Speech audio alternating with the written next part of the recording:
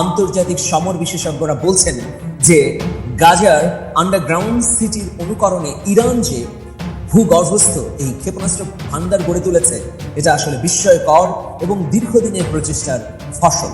ইরাকের মাটির নিচে ইরানের মিসাইল সিটি বা ক্ষেপণাস্ত্র নগরী সাম্প্রতিক গোয়েন্দা তথ্য এবং ভিডিও ফুটেজের মাধ্যমে প্রকাশিত হয়েছে।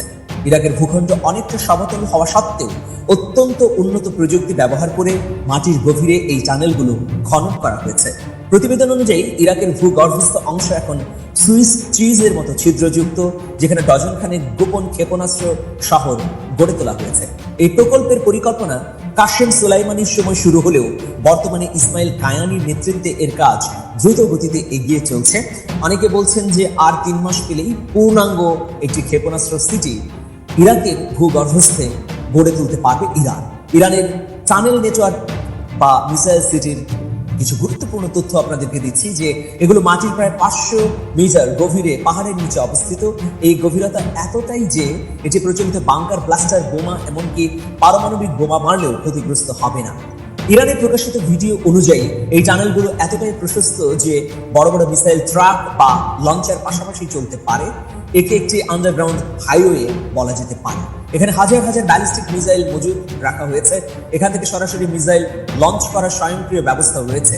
ইরানের 31টি প্রদেশে এই ধরনের টানেল নেটওয়ার্ক রয়েছে, যা কেন্দ্রীয় যোগাযোগ বিচ্ছিন্ন হলেও স্বয়ংক্রিয়ভাবে কাজ করতে সক্ষম। বর্তমানে ইরাকের যেখানে এই ভূগর্ভস্থ ক্ষেপণাস্ত্র সিটি গড়ে উঠেছে, সেখানে কাহ নামক স্বল্প মাত্রার নিখুঁত ক্ষেপণাস্ত্র দেখা গেলেও ভবিষ্যতে এখানে দীর্ঘ পাল্লার ভারী ক্ষেপণাস্ত্র মোতায়েনের পরিকল্পনা রয়েছে। সিরিয়া সীমান্তের কাছাকাছি এই টানেলগুলোর অবস্থান হয় খুব সহজে এখান থেকে ইসরায়েলের ঘাঁটিগুলোতে অতর্কিত হামলা করতে পারবে ইরান। কেবল সরঞ্জাম সরবরাহের পথে নয়, বরং ইরান এখানে ক্ষেপণাস্ত্র তৈরির কারখানা বা অ্যাসেম্বলি লাইন স্থাপন করতে চায়। এর ফলে শত্রুপক্ষের পক্ষে এই সাপ্লাই চেইন ধ্বংস করা প্রায় অসম্ভব ব্যাপার। গাজার টানেল নেটওয়ার্কের সফলতাকে ইরান এখানে বড় পরিসরে কাজে লাগাতে চায়। বিশাল আয়তনের দেশ হয় ইরাকের এই নেটওয়ার্ক পরিষ্কার করা বা ধ্বংস করা খুবই কঠিন ব্যাপার, যে কোনো অত্যাধুনিক সেনাবাহিনীর পক্ষে প্রায় দুঃসাধ্য। এই প্রকল্পের মাধ্যমে ইরান তার প্রতিরক্ষা সীমানাকে কার্যত ভূমধ্যসাগর পর্যন্ত বিস্তৃত করেছে। এর ফলে ইরাক এখন ইয়েমেন বা লেবাননের মতো প্রতিরোধ অক্ষের অন্যতম প্রধান শক্তিতে পরিণত হয়েছে। ইরানের মূল লক্ষ্য হচ্ছে ইরাককে একটি স্বাধীন ও শক্তিশালী ফ্রন্ট হিসেবে গড়ে তোলা, যাতে যুদ্ধের সময় ইসরায়েল বা আমেরিকার হামলা তারা প্রতিরোধ করতে পারে।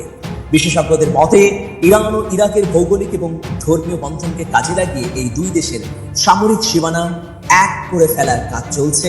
এখানে যদি মার্কিন বা পশ্চিমা উপস্থিতি হয়, তাহলে তাদের জন্য একটা বড় ধরনের চ্যালেঞ্জ ঘটবে নিঃসন্দেহে। প্রিয় দর্শক, সুতরাং খেলা এখনো অনেক বাকি।